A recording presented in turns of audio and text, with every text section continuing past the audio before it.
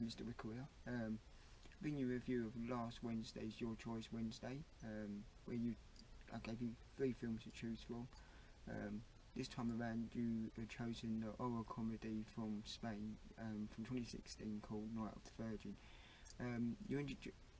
Straight away you're introduced with this film to Nico, and who plays like a really nerdy sort of character, you know, bit clumsy, you know, doesn't really get on with the opposite sex, and at this New Year's Eve party he's going to be attending with his friends. He finally wants to meet a lady and lose his virginity.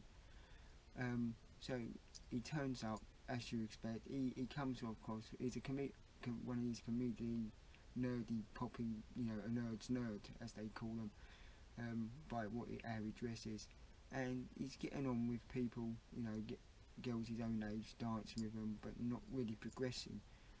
So he's ready to give up, and this is when he's approached by this older lady called Madeira, and she starts talking to him, and he finally thinks, when he gets introduced, asked back to her apartment to continue the celebrations, he finally thinks, yeah, he's finally gonna get what he wants and lose his virginity.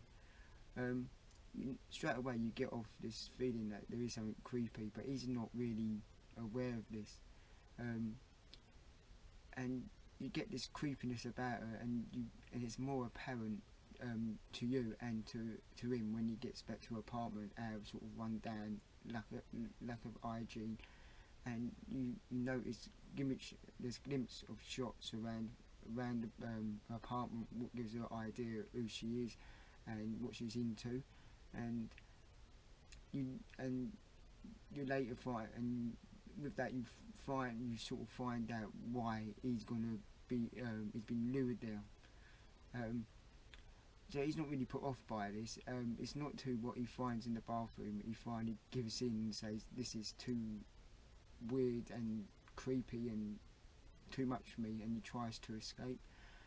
This is when you introduce her third character, and this is this woman's boyfriend, who's trying to break into the flat to get to him. So level and he's trapped, but this is all part of like the actual the plan of us to get him in the apartment to do what she needs to do, and that's what you're going to have to find out yourself, why he's there and what awaits him. My thoughts. First thing first, I think this film's way too long. It goes on for around 100 minutes, and there's parts in it which just overdone and acted, you know, strengthened out just for the length of the movie. I mean, basically you're in one location with limited amount of people, so you're going to have to sort of find things to put into the film, to lengthen the film, to drag things out, and that's what the issue is. The scenes dragged out, and not necessarily they're needed, but most of the time they are, but they're just overdone, and it gets to the point, okay, we've seen enough now, we don't need to see any more. That's where it sort of fails. It's like the script writers came to a stop and they didn't know where to go, and to me this film is all about the climax of the film, the ending, and when it gets there, to me was, you know, why, you know, it never got to the real reason why he was there, and you know, and it just ended on more of a sort of concentrate on these 3 characters rather than the actual climax of the ending, which should have been there, which would have actually made the film a lot more better.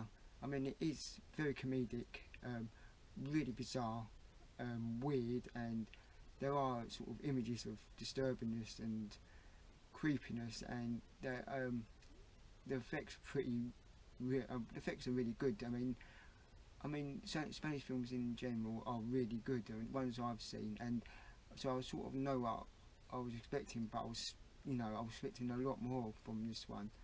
I mean, it is a good film. I'll give it that. I mean, it's not a bad film. It's far from that. It is a good film. It just felt the script writers run out of things to do in between, like once you get to the apartment and trying to fill in space to the ending, and for the climate of the ending, it was just not worth it. But I will say, do go and watch it, because it is a good film, and you will find it comedic. It is funny in parts, but I would say I would rather see more of the horror and then the comedy, because I think the comedy was just at times too much, and it overlooked the whole real reason why the horror was there. But if I was to give it a score, I would give it a 3 out of 5. As a good film, just lacking, its timing issues and sort of script issues, where they could have put more into the horror and for me concentrated more on that. But you will, I did like it, so I guess I'd say go and check it out. It is worth the watch. But nevertheless, thanks for stopping by. Thanks for voting on the last week's video, and I will catch you later. Later, dudes.